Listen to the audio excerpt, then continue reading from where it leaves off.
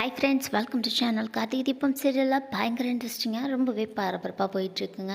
So இது என்ன நடந்துட்டுருக்கு அப்படின்னு பார்த்தீங்கன்னா, நம்ம கார்த்திக்கு தீபாவை பற்றின எல்லா உண்மையை தெளிச்சு தீபா வந்துட்டு ஹாஸ்பிட்டலில் தான் இருக்காங்கன்னு தேடி வந்து பார்த்தா, அங்கே தீபா இல்லை அப்படின்னோடனே எல்லாருக்குமே ஷாக் ஆகிடுதா. கார்த்திக் மறுபடியும் போயிட்டு கிராமத்தில் இருக்க அந்த ஒரு லேடிக்கிட்ட கேட்குறாங்க, அங்கே தீபா இல்லை, நீங்கள் அங்கே ஐஸ்வர்யோட ஃபோட்டோ காமிச்சு இவங்க அங்கே இருந்தாங்களா அப்படின்னு சொல்லி கேட்கும்போது, இல்லை அவங்க இல்லை அப்படின்னு சொல்லிடுறாங்க அந்த ஒரு லேடியுமே.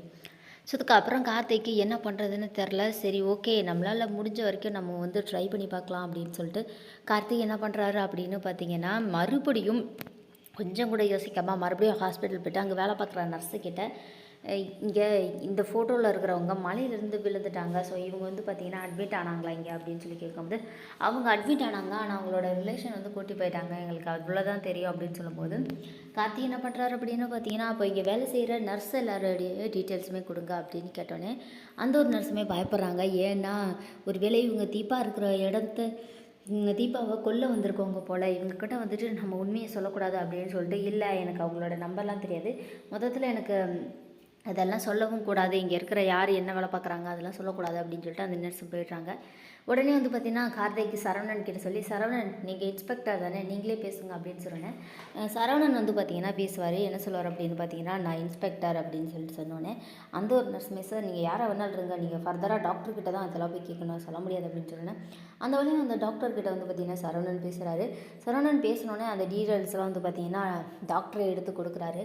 ஸோ அதுக்கப்புறம் என்ன நடக்குது அப்படின்னு பார்த்தீங்கன்னா, கார்த்திக் வந்துட்டு நேராக கண்டுபிடிச்சி அந்த நர்ஸோட வீட்டுக்கே போயிடுறாரு. அங்கே போயிட்டு வந்து பார்த்திங்கன்னா கதவு தட்டினோன்னே அந்த நர்ஸு கதவு திறக்க மாட்டாங்க. ஸோ எதுக்காக அவங்க கதவு திறக்க மாட்டாங்க அப்படின்னு பார்த்தீங்கன்னா, ஆல்ரெடி வந்து பார்த்திங்கன்னா அந்த ரவுடி தும்பா வந்துட்டு நர்ஸை வந்துட்டு பிடிச்சி கடத்திக்கிட்டு வந்து, தீபா எங்கே இருக்கிறான்னு உண்மையை சொல்ல அப்படின்னு சொல்லி கேட்டுட்ருப்பாங்க.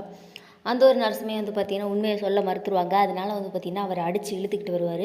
அவங்கக்கிட்டேருந்து தப்பிச்சு வந்தால் அந்த நர்ஸ் இப்போ வீட்டுக்குள்ளே இருப்பாங்க. ஸோ அப்போது வந்து பார்த்திங்கன்னா நம்ம கார்த்திக் வந்து கரெக்ட் டைமுக்கு வந்து கதவை தட்டினதுனால ரொம்பவே பயந்துக்கிட்டு அந்த ஒரு நர்ஸு துர்கா வந்து பார்த்திங்கன்னா கதவையே திறக்க மாட்டாங்க. அண்ட் அதுக்கப்புறமேட்டு வந்து பார்த்திங்கன்னா பின்வாசல் வழியாக தீபாவை கடத்திட்டு போயிடலாம் அப்படின்னு தீபா வந்துட்டு கொண்டு போயிட்டுலாம், அதுக்கப்புறமேட்டு வந்துட்டு நம்ம கதவை திறக்கலாம் என்ன ஆனாலும் சரி அப்படின்னு சொல்லிட்டு கதவு திறக்கிறாங்க.